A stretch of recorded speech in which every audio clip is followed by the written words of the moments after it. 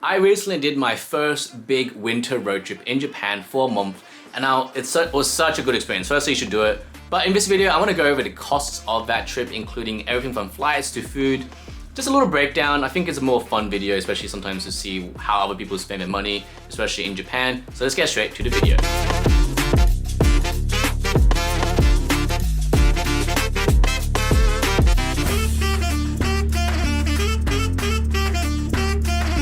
Before I start the video, I'm going to say that Splitwise was really helpful in tracking costs. And no, this is not a sponsor segment, just something to call out. Okay, so let's talk about flights.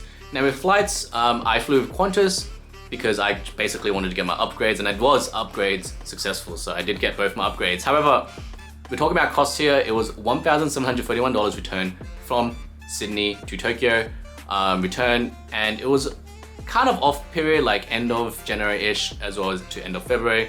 So something to keep in mind. We also paid an $86 flight from Aomori to Sapporo, something to keep in mind as well. Okay, so let's talk about accommodation. This is normally the bigger part of your budget that you need to spend. For the most part, we did hotels with some Airbnbs kind of littered in. We also did one very expensive ryokan for $300 a night. We didn't do the private ryokan, which would have spent $500 plus, but we were just a group of guys and we were happy just to go to the public onsen. But something to keep in mind that the ryokans are quite more expensive. However, for the rest of our trip, we kind of aimed for a $100 per night budget, and honestly, we stayed at 4-star hotels with really decent Airbnbs, so you can definitely get away with Japan, especially going rural, with $100 per night. But overall, my accommodation in total was $2,915, so write that down. But yeah, almost $100, and I mean pretty much $100 a night, so yeah, really good bang for buck. But yeah, overall, pretty happy with my accommodation costs. Okay, so let's talk about rental costs for your car. Okay, so in Japan, we did 2 segments of our big road trip. One was Tokyo all the way to Aomori, and then all around Sapporo, so 2 segments. Now, we rented a Toyota Alphard with 6 people, and we did haul our luggage along. The Alphards are really great. I'll show you a video right here of us putting luggage in. However, overall, it was $230 per person, including petrol, rental car, etc. between 6 people, so $240 each for the first leg, and then $150 for the second leg.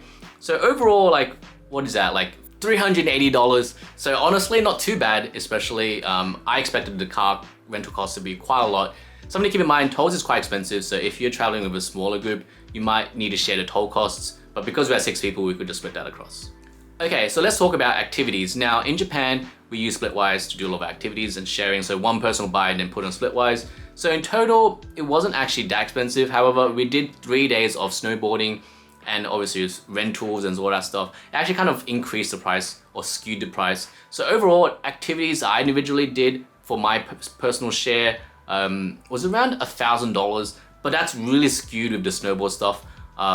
If I didn't do the snowboard stuff, I think the activities itself would be pretty much below $500, even maybe less than that. So yeah, something to keep in mind, skiing is a very expensive sport.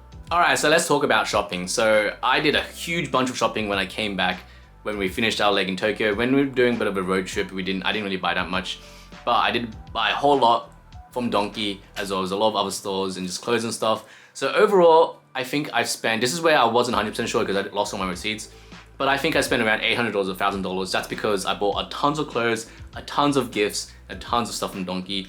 But that is in Japan. I just love buying all that stuff. You just don't get it cheaper here. So yeah, I feel like it's acceptable to kind of purchase that amount of stuff. But yeah, leave a comment below. How much do you like to spend in shopping? Is it more than me? Or is it less than me? Let me know what you think.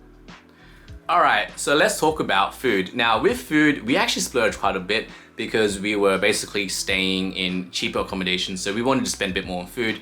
Obviously you can do it other way around if you want to, but we spend a lot on food in my opinion. Did a nice bunch of omakase and stuff like that. So overall, I spent individually $1,880 overall for the trip, which in my opinion isn't too bad to be honest, but leave a comment below if you think that's reasonable. That's less than $100 a day, which I think is honestly pretty acceptable. All right, so that is the entire Japan trip done. That is the full cost, and I'll show you right now around $8,000, close to $8,000 in Japan overall as the full spend. I mean, is that a lot? Is that too much? Is that too little? This is for a 1-month winter road trip as well. So leave a comment below what you think. Is that quite a lot? But yeah, it was a really nice trip. I'm gonna do a full video on the road trip, hopefully soon. So leave a comment and leave a subscribe if you're into that And I'll see you in the next video. Cheers.